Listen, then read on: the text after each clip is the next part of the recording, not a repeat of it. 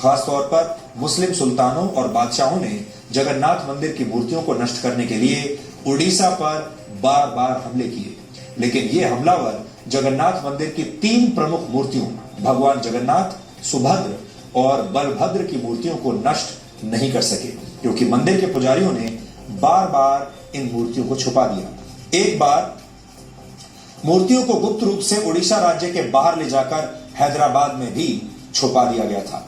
हमलावरों की वजह से भगवान को अपना मंदिर छोड़ना पड़े, इस बात पर आज के भारत में शायद कोई विश्वास नहीं करेगा।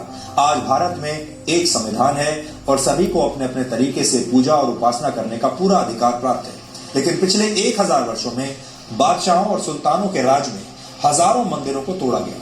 अयोध्या में राम जन्मभूमि, काशी विश्वनाथ और मथुरा में कृष्ण जन्मभूमि का विवाद भी इसी इतिहास से जुड़ा हुआ है जो आज हम आपको बता रहे हैं। इन हमलावरों ने भारत के पश्चिमी समुद्री तट पर मौजूद सोमनाथ के मंदिर को 17 बार तोड़ा था। सोमनाथ के संघर्ष का इतिहास ज्यादातर लोगों को पता है, लेकिन जगन्नाथ मंदिर पर हुए हमलों के इतिहास की जानकारी आज भी बहुत कम लोगों को है।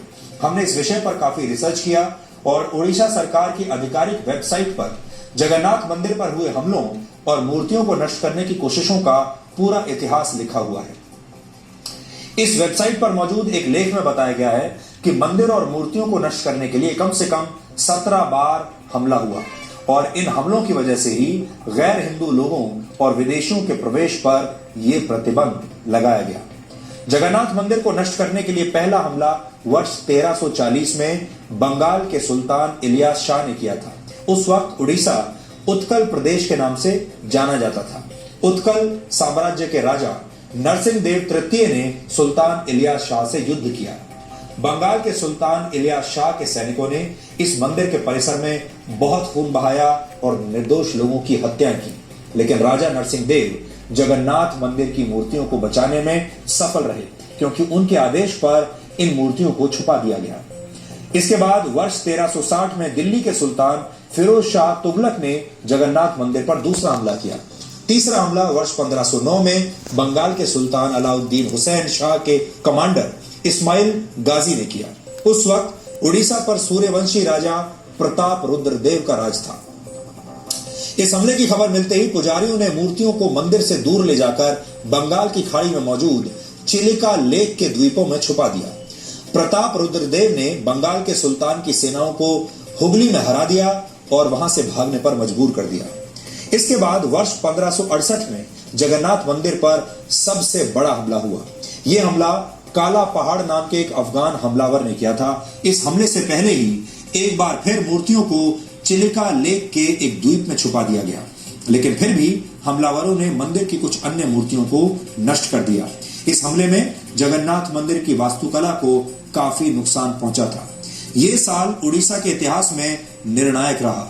इस साल के युद्ध के बाद उड़ीसा सीधे इस्लामिक शासन के तहत आ गया। इसके बाद वर्ष 1592, 1601, 1611, फिर 1617, 1621 और फिर वर्ष 1641 में भी इस मंदिर पर हमले हुए।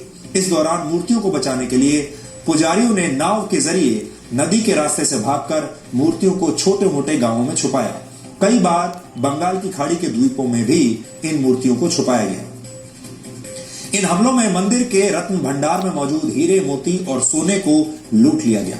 मंदिर पर 16वां हमला मुगल बादशाह औरंगजेब के आदेश पर वर्ष 1692 में हुआ था। औरंगजेब ने मंदिर को पूरी तरह ध्वस्त करने का आदेश दिया था। तब उड़ीसा का नवाब इकरम खान था जो मुगलों के अधीन था। इकरम खान ने जगन्नाथ मंदिर पर हमला करके भगवान का सोने का मुकुट लूट लिया।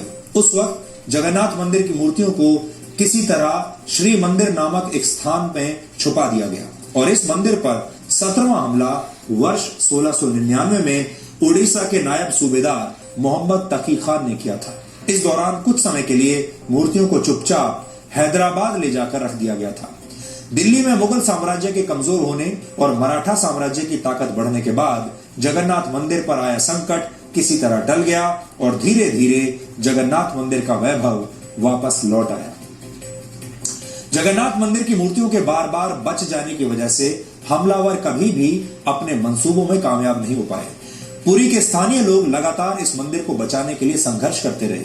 उड़ीसा के लोग इस मंदिर के सुरक्षित रहने को भगवान जगन्नाथ का एक चमत्कार मानते हैं। और आज हमने जगन्नाथपुरी के वैभव और उसके इतिहास को ध्यान में रखकर एक ज्ञानवर्धक वीडियो विश्लेषण आपके लिए तैयार किया है। इसे देखकर आपको कुछ ऐसी बातें पता चलेंगी जो आपको अब तक किसी ने नहीं बताई।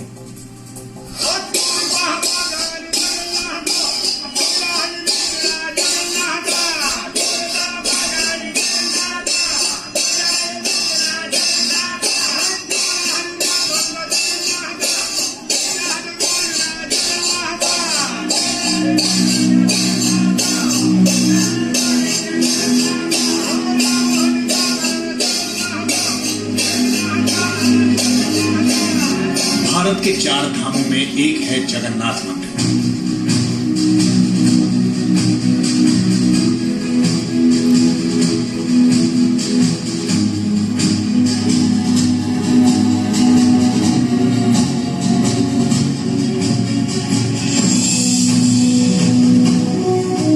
हर हिंदू जीवन में एक बार जगन्नाथ मंदिर के दर्शन जरूर करना चाहता है।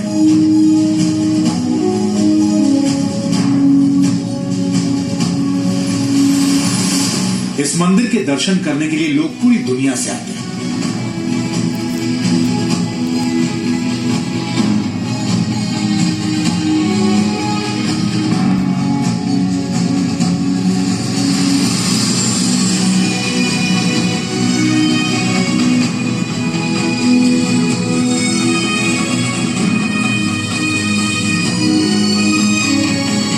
यह मंदिर समुद्र के तट पर मौजूद है।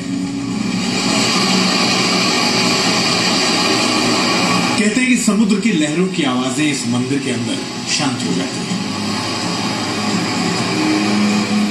इस मंदिर की वास्तुकला और इंजीनियरिंग की प्रशंसा दुनिया भर में की जाती है।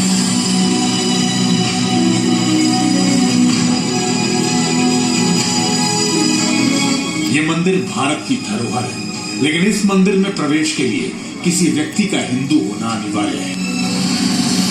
वर्ष 1984 में यहां भारत की प्रधानमंत्री इंदिरा गांधी को भी प्रवेश नहीं मिल सका था।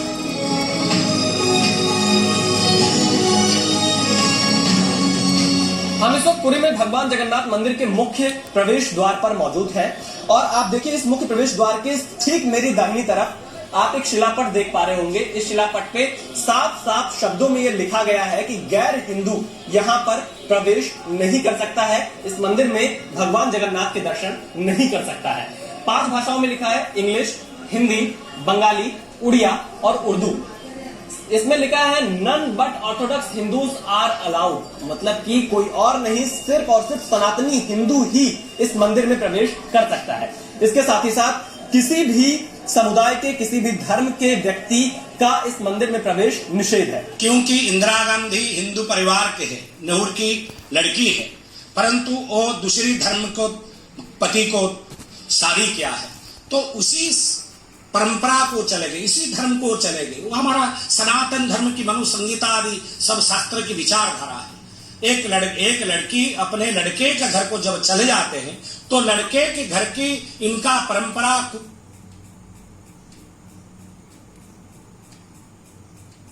इनका स्वागत दादा फिरोज गांधी की याद दिलाई थी।